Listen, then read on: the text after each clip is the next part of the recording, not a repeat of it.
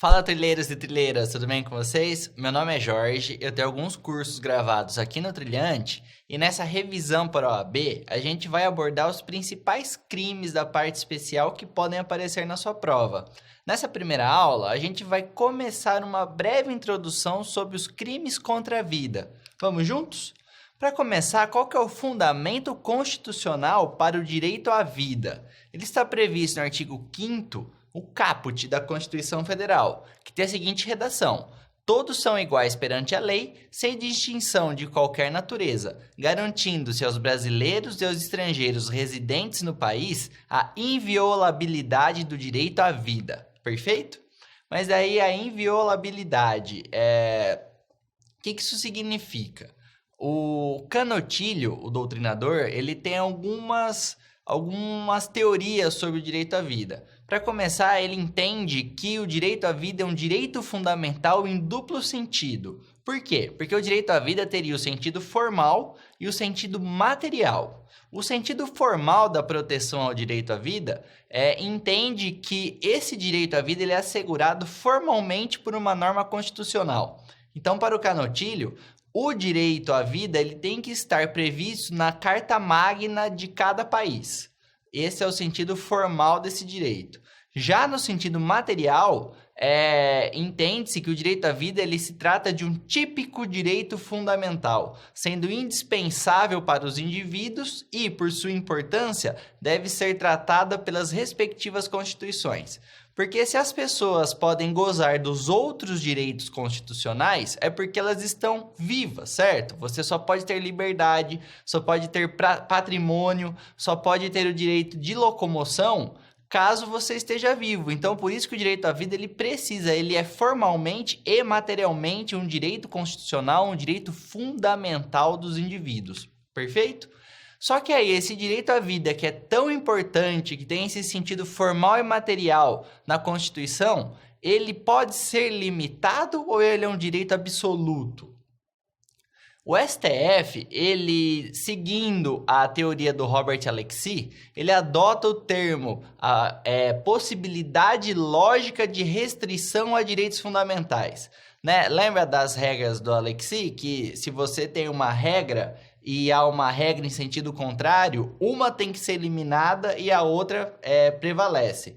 Então, lembra, hierarquia são formas de você analisar a especialidade no caso concreto, é uma forma de você resolver esse conflito aparente de normas. Agora, nos princípios fundamentais, você não derruba um princípio para outro prevalecer. Os dois existem no caso concreto e você faz um balanceamento de qual deve prevalecer naquele caso concreto. Tudo bem?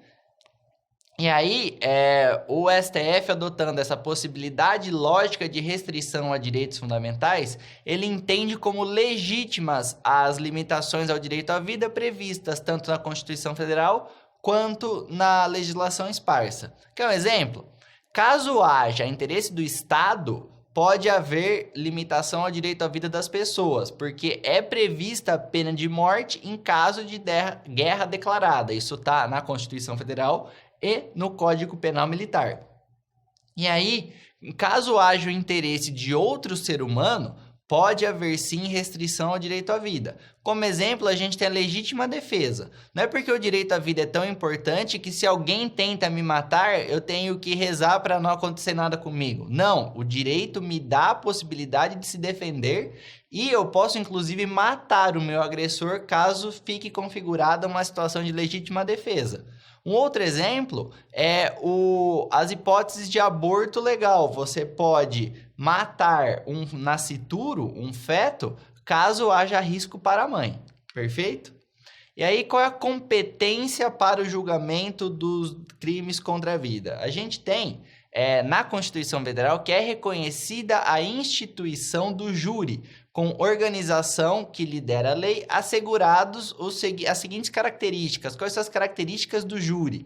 Que é a plenitude da defesa, o sigilo das votações, então a gente sabe se os jurados votaram pela condenação ou pela absolvição, mas a gente não sabe como cada jurado votou. A gente tem a soberania dos vereditos, então só se anula o júri por conta de hora que há o recurso para o Tribunal de Justiça, só se anula o júri caso haja alguma falha processual que ocorreu e você anula o júri e outro júri irá decidir o caso. Não é o TJ que vai definir se é culpado ou inocente, porque há a soberania dos vereditos. E a competência para o júri é para os crimes dolosos contra a vida, tudo bem? Então, como a CF mesma já estabeleceu, os crimes dolosos contra a vida são os que serão julgados pelo tribunal do júri.